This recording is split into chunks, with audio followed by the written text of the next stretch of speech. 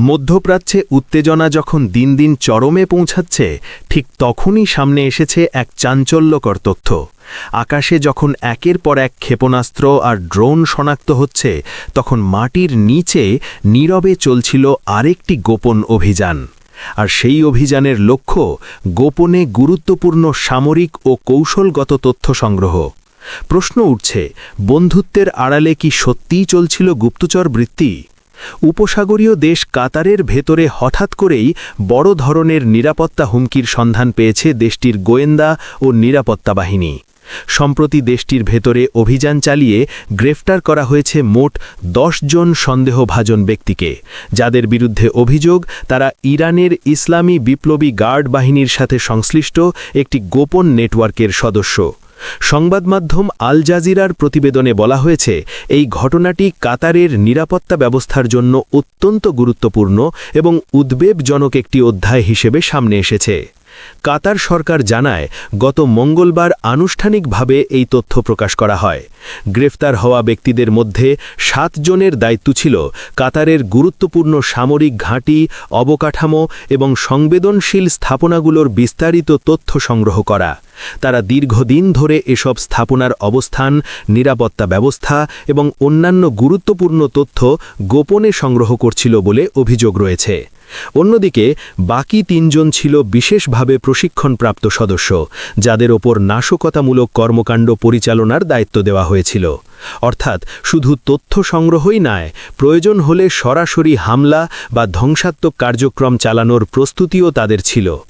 কাতার news এজেন্সির তথ্য অনুযায়ী গ্রেফতারকৃতদের কাছ থেকে বেশ কিছু গুরুত্বপূর্ণ আলামত উদ্ধার করা হয়েছে।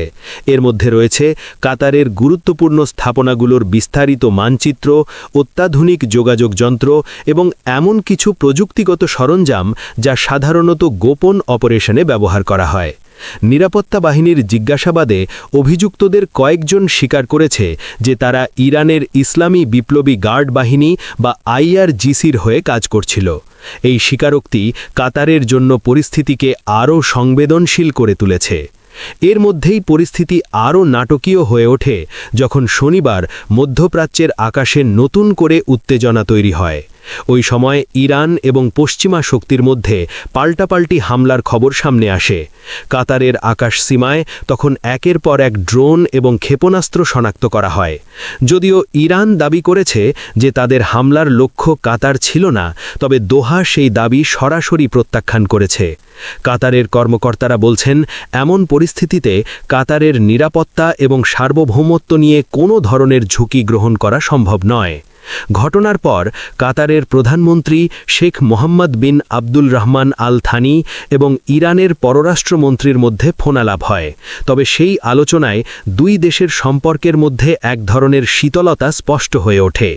দীর্ঘদিন ধরে মধ্যপ্রাচ্যের নানা সংকটে মধ্যস্থতাকারীর ভূমিকা পালন করে আসছে কাতার। বিশেষ করে ইরান এবং যুক্তরাষ্ট্রের মধ্যকার উত্তেজনা কমাতে কাতার অনেক সময় গুরুত্বপূর্ণ কূটনৈতিক ভূমিকা রেখেছে।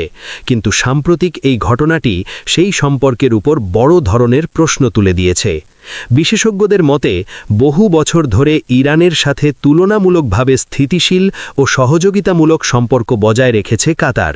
উপসাগরীয় অঞ্চলের অনেক দেশের সাথে যখন ইরানের সম্পর্ক উত্তেজনাপূর্ণ ছিল, তখনও কাতার তুলনামূলকভাবে ভারসাম্যপূর্ণ অবস্থান বজায় রাখার চেষ্টা করেছে। কিন্তু কাতারের ভেতরে যদি সত্যিই IRGC সংশ্লিষ্ট কোনো নেটওয়ার্ক সক্রিয় হয়ে থাকে, তাহলে সেটি শুধু নিরাপত্তা ঝুঁকি নয়, বরং কূটনৈতিক সম্পর্কের জন্য বড় ধরনের ধাক্কা। কিছু বিশেষজ্ঞ মনে করছেন, এই ঘটনাটি কাতারের জন্য একটি সতর্কবার্তা, কারণ বছরের পর বছর ধরে বিশ্বস্ত সম্পর্ক বজায় রাখার পরও যদি এমন গোপন অনুপ্রবেশ ঘটে থাকে, তাহলে সেটিকে কাতারের গোয়েন্দা ব্যবস্থার জন্য একটি বড় চ্যালেঞ্জ হিসেবে দেখা হচ্ছে। একই সাথে এটি ইঙ্গিত দিচ্ছে যে মধ্যপ্রাচ্যের ভূ-রাজনীতি কতটা জটিল এবং অনিশ্চিত হয়ে উঠেছে।